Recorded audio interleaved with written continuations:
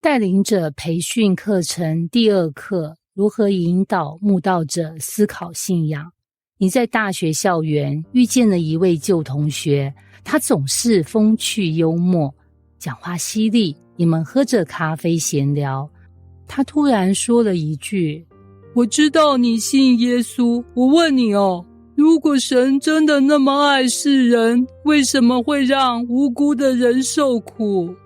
你心跳加速，脑中闪过一堆资料和经文，正要张口解释时，他举起手：等等，你先别说，我只是随口问问啦，反正我也没那么在意啦。话题一转，他开始聊 Netflix 最近热播的影集。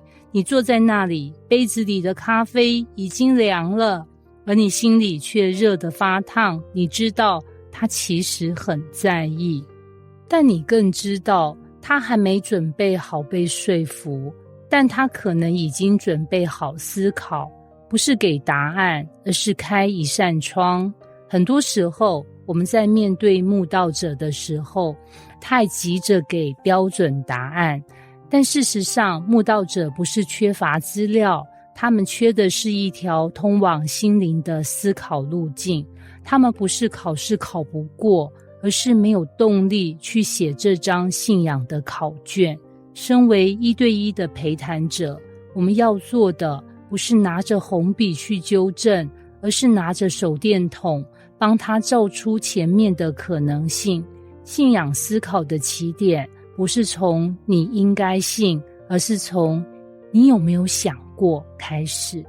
现在的大学生很会问问题，但很多时候这些问题像是丢给 AI 的。举例来说，基督徒可以支持 LGBT 吗？科学和信仰可以共存吗？天堂地狱听起来像神话，真的有吗？这些问题听起来像挑战，其实背后是情绪、经历与价值观的纠结。真正的关键不是立刻回答问题，而是引导他们问出更深层的问题。例如，你对正义的定义是什么？它从哪里来？你希望死亡不是结束吗？为什么？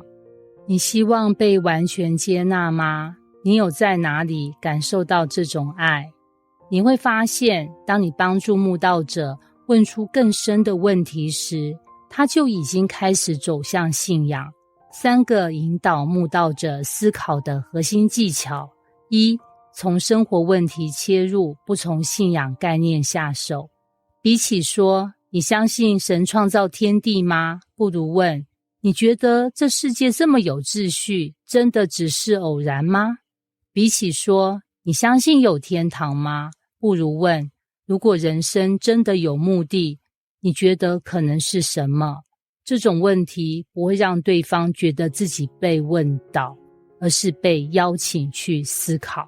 记住，好问题的力量不是让人无话可说，而是让人停下脚步。2. 从他们的观点出发，而不是从我们的答案起跳。当慕道者说，我觉得宗教就是自我安慰，我们常常急着说，不是的，我们的信仰有根有据。但你可以试着说，你这样觉得是不是因为你曾经看到某些信徒表里不一？然后问，那你觉得人怎样才能真正面对生命的苦难？当我们从他的语境出发，不只是对话更顺利，连他的心门也更容易打开。3. 帮助他们看见信仰不是结束思考，而是更深的开始。很多人以为信了就不用想了，其实恰恰相反，信仰不是关掉脑袋，而是打开心灵的另一扇门。你可以这样问，如果神是真的，你觉得他会怎么回应你现在的处境？你有没有想过，如果这世界真的有一位创造主，那会改变你怎么看自己？